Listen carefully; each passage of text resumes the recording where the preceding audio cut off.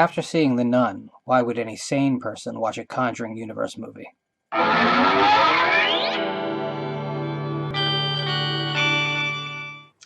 Annabelle Comes Home is the seventh film in the Conjuring franchise. The Conjuring was a good enough haunted house/possession film. I liked it very much until the very trite final act. And even then I walked out of the theater thinking, that was good enough.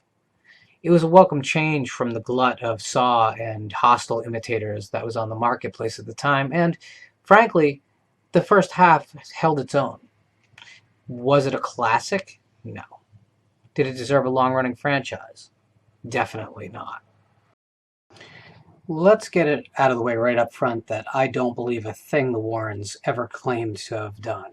I don't believe in the supernatural, so I don't believe in their claims of investigating and combating the supernatural or demonic.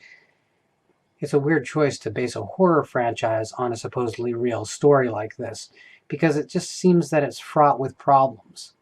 The Exorcist, William Peter Blatty's masterwork, evolved from things that Blatty legitimately believed in, but even the basis of the historical cases weren't something he was pushing as a literal narrative. Here, we're trapped. The Warrens' escapades are to be taken literally as written, otherwise they are liars. So the films are given an unenviable task of trying to figure out how to make it work, how to present acceptable, workable horror films that are still true to the legend that the Warrens created in the 70s and 80s. And it doesn't work, but again, that first film managed to walk that tightrope line carefully enough that it never spilled over one way or another. I would argue that the film is fairly vanilla and unremarkable, but it does have some effective jump scares, some interesting visuals. My big problem with the series going forward was that each installment is making what was already problematic and inconsistent all that much worse. There's also the problem that sequels, by their nature, must up the ante from the previous film. And to do that, they're going to have to find source material that is aggressively more and more outlandish. Which brings us to Annabelle Comes Home. Annabelle Comes Home doesn't make a big point of trying to convince us that it really occurred, and that's good. There is opening scroll credits like on the previous films that sort of suggest it, but nowhere on the marketing material are they screaming that this happened. And that's probably the smartest move they could make considering the film that they were out to make. The Nun, which came out previous to this, set a very low bar for the series. The Nun may be the worst horror film in the last 10 years on its own merits. Great production value, some incredible photography, set design like that evokes 70s Italian cinema. The Nun should have been an extremely enjoyable film. And to anyone who's seen it, it's pretty flat and unremarkable. Kind of feels like one of those later episodes of 13 Ghosts of Scooby-Doo, in that it doesn't really work no matter how much good faith you put into it. The series has always had great actors and roles that are probably not written well enough for them, and this is the case here too. All the leads are great. No one falls behind, no one is unconvincing given the material they're handed. That's about the positives I have for the film. Other than that, we have a lot of jump scares, we have no real threat to any characters, we have the most saccharine side stories that attempt to give an underbelly to the performances and to the drama at hand. None of it really works. It's all very transparent. We have a dead parent excuse to give a character the excuse to do something really stupid. It's really a mess. And it's lazy. And for a franchise that's made this much money for this long already, it's really not excusable to make a lazy, flat, uninspired film. They have the luxury of making films that would challenge the genre. They could be stretching the parameters of what can and cannot be done in ghost cinema, for instance. They could be exploring what perhaps the ramifications of exploring the supernatural are. The Nietzsche quote of looking long into the abyss. I would like to see if we're going to be in the world of fantasy, I would like to see an exploration of that fantasy. And since we can't really go back to calling these movies real, I would like to just see them go, frankly, batshit nuts. They've earned it. They've made a lot of money. They have a lot of fans. I don't count myself necessarily among them. That doesn't matter. What matters is they have this incredible opportunity to take a sizable amount of a fan base on a really wild ride. They're not interested in that. They've made a film that basically feels like the opening episode of the Friday the 13th television series, in which a bunch of cursed antiques... Well, anyway. To showcase how completely bankrupt this entire franchise is at this point, I kid you not, that in a series that has always claimed to be based on real stories, although is transparently not, there is a werewolf rendered by bad CGI. I'm talking like Mummy Returns level bad CGI that is used as a plot device to keep our main characters stuck inside the house. I want you to think about that for a second. I think we all should just ponder it. There was a screenwriter who decided that a werewolf should be introduced into a narrative that wants people to take the ghost hunting exploits of a couple of grifters that gained notoriety in paperbacks in the 70s and 80s. Seriously.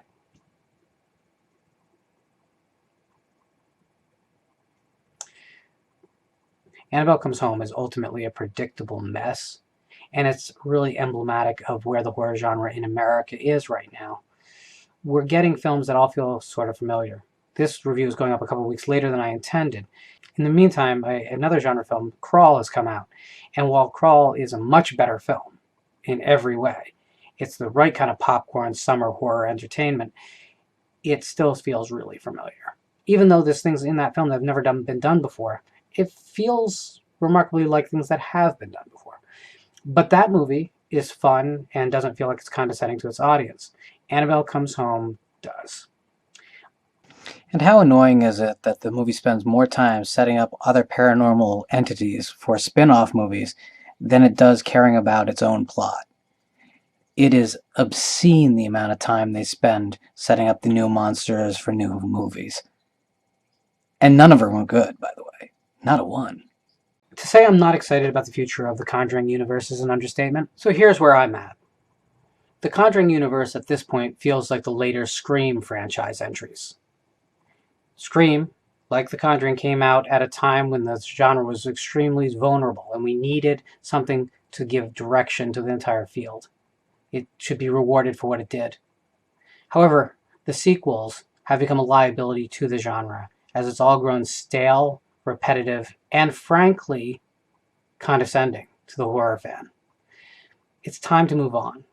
Let's stop with this ghost house scares made on small budgets where things jump out of the shadows. And by things, I mean actors and stage makeup. Can we get on something new? Do I recommend it? No. It's a 3 out of 10 star film at best.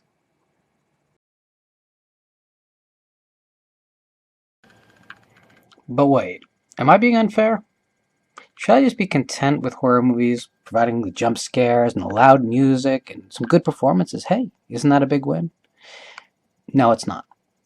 Consider Siccin, the 2014 Turkish horror movie, which came out with no tradition of horror except some extremely cheesy older ripoffs of American films. Now, that's not entirely fair. There were other horror films made in Turkey between that so-called golden age of ripoffs and the modern day. But there had been nothing to have a really seismic effect on the genre.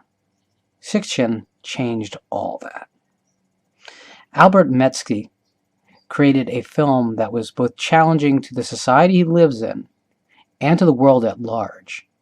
Unmistakably Islamic in its approach to horror and the supernatural, it is a mind-blowingly dark and confrontational film.